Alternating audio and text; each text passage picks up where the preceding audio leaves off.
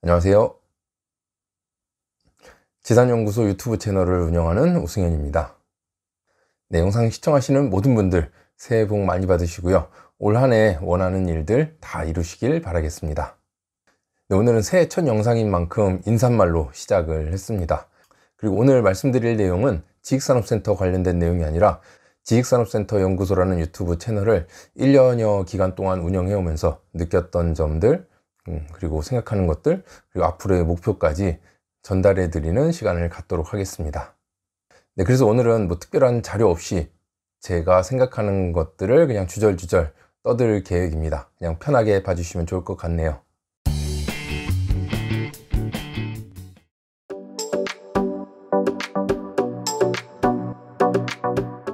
지산연구소 유튜브 채널은 2020년 11월에 시작을 했습니다. 유튜브를 시작한 계기를 떠올리자면 조금 재밌는 에피소드이긴 합니다.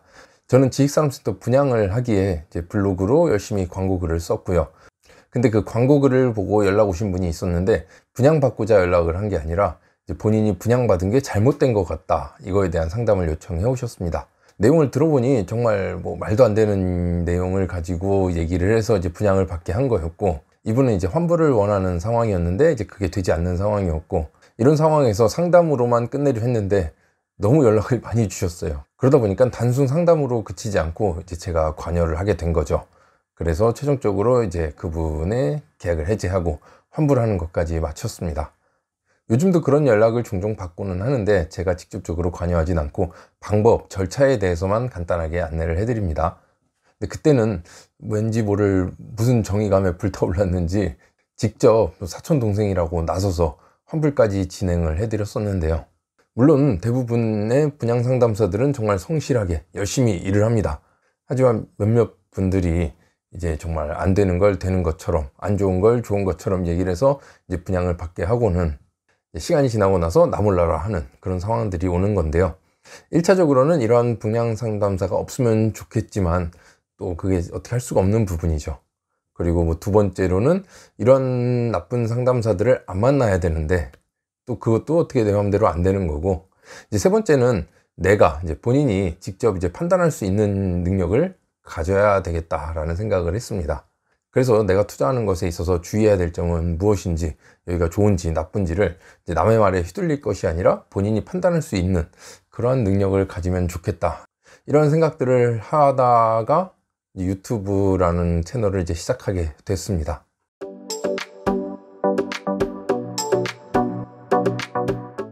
근데 요즘 만나는 고객분들 보면은 유튜브 생각보다 되게 열심히 하시네요, 오래 하시네요, 이런 얘기를 많이 듣습니다. 제가 생각해도 이렇게 오래 할 줄은 몰랐습니다. 처음 시작할 때만 해도 한 3개월 정도만 해볼까 이렇게 생각을 했었습니다. 그런데 구독자 수가 생각보다 빨리 늘다 보니까 재미도 있고 욕심도 생기더라고요. 이게 2020년 11월 시작할 당시에는 100명에서 시작을 했습니다. 이 100명은 제가 지식산업센터 분양하기 전에 이제 부동산을 운영할 때 이제 그때 영상 몇 개 올린 걸로 만들어진 100명의 구독자가 있었던 거고, 100명에서 시작했던 게 이제 오르는 게 눈에 보이다 보니까 욕심도 생기고 정말 재밌어지더라고요. 그래서 더 열심히 하다 보니까 어느덧 5,000명을 넘어섰습니다. 정말 다시 한번 감사드립니다. 처음에는 지식산업센터가 뭔지, 어떠한 법률을 봐야 되는지, 뭐 주의할 건 뭔지, 뭐 지원시설에 뭐가 있는지, 뭐 대출은 어떻게 되는지, 뭐 투자하는 데 있어서 어떻게 적용이 받는지, 뭐 어떤 게 좋은지 어떤 게 나쁜지, 뭐 이런 것들에 대해서 딱 알려드릴 정도 3개월치만 가지고 시작을 했었는데요.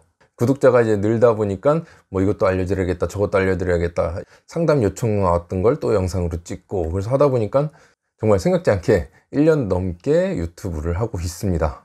정말 제가 영상 끝에 말씀드리죠.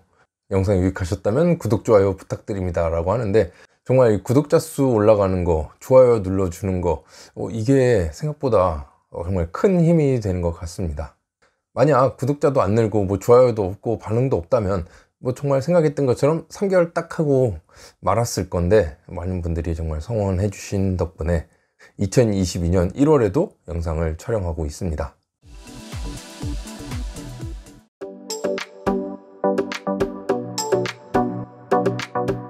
제 영상의 업로드 주기 아마 아시는 분들이 계실까 싶은데요. 저는 처음에 주 4회로 시작을 했습니다. 주 4회. 근데 이제 처음 계획했던 3개월이 지나고 이제 여름이 오니까 컨텐츠가 조금 떨어지더라고요. 뭘 어떻게 올려야 될지. 내가 3개월간 계획했던 게 다 이제 쓰고 나니까 그 다음에 뭘 올려야 될지가 이제 고민이 되다 보니까 잠깐 주 3회로 줄였고요. 주 3회로 줄이다 보니까 이제 구독자 수라든가 노출 수가 뚝뚝뚝뚝 떨어지는 게 보이더라고요. 안 되겠다. 주 4회로 다시 바꿨습니다. 이제 여름 지나고 다시 가을 동안은 주 4회로 하다가 11월 달부터는 다시 주 3회로 변경을 했습니다. 아마 상담하면서 물어보시는 분들 많았는데 유튜브 채널 저 혼자 운영합니다. 기획부터 촬영, 편집, 업로드, 그 댓글 관리까지 다 저 혼자 합니다. 제가 이쪽으로 전문가가 아니다 보니까 시간이 되게 오래 걸리더라고요. 컨텐츠 문제도 있는데 이제 시간을 유튜브에 너무 많이 쏟을 수가 없다 보니까 다시 11월부터는 주 3회가 된 상태고요. 아마 올해도 특별한 이변이 없는 한 주 3회씩 올라갈 것으로 예상됩니다. 그래서 월수금 저녁 6시에 업로드가 되겠습니다.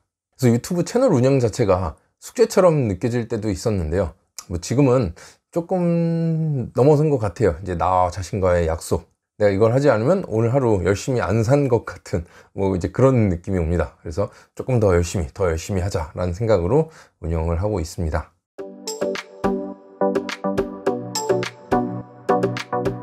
유튜브 운영하면서 힘들었던 점 떠올려 보면은 댓글 부분이 가장 힘들었죠.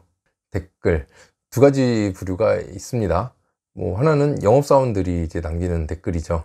지금은 안 그러려고 하고 이제 하더라도 이제 편집 과정에서 다 잘라내긴 합니다만 이제 초창기에 어떤 지역에 지금 들어서고 있는 것들 주의해야 된다. 어떤 곳은 피해야 된다. 이런 것들을 얘기를 하는데 이제 당연히 거기 분양하는 이제 직원들이 팍 쓰죠. 그리고 기숙사가 어떠네, 상가가 좋네, 나쁘네, 산업단지가 어떻네, 이런 얘기들 할 때면 당연히 댓글도 안 좋고 싫어요도 잔뜩 떠 있었죠. 그래서 지금은 되도록이면 좋은 걸 좋다라고 얘기하지 나쁜 걸 나쁘다고 얘기는 하진 않습니다. 대신 주의해야 될 부분은 얘기를 하죠. 주의해야 된다라고. 유튜브를 처음 시작했던 계기, 이제 피해자가 생기지 않았으면 좋겠다. 그 마음은 지금도 변치 않고 있습니다. 그렇기 때문에 당연히 주의해야 될 부분은 언급을 해야 된다라고 생각을 하고요. 다음 댓글은 이제 일반인 분이었던 것 같은데 그냥 다짜고짜 분양하는 사람은 다 사기꾼이다, 조심해라, 이런 사람 피해야 된다, 말만 그럴싸하게 하고 있네, 다 속고 있는 겁니다, 이런 식으로 쓰는 사람이 있었습니다. 이제 최근에는 없는데 2021년 3월, 4월, 5월 이때 이제 몇몇 분들이 계셨습니다. 마음 같아서는 내가 어떤 사기를 쳤는지 와서 얘기해라, 자신 있으면 와라, 만나자 라고 쓰고 싶었으나 괜히 내가 말려들면 안 된다라는 생각에 그냥 다 삭제 처리하고 무시했습니다. 근데 사람인지라 이제 신경은 쓰이는 거죠. 어쨌든 초기에만 그랬지 지금은 그런 분들이 없어서 요즘은 댓글 관리도 별로 할 게 없습니다.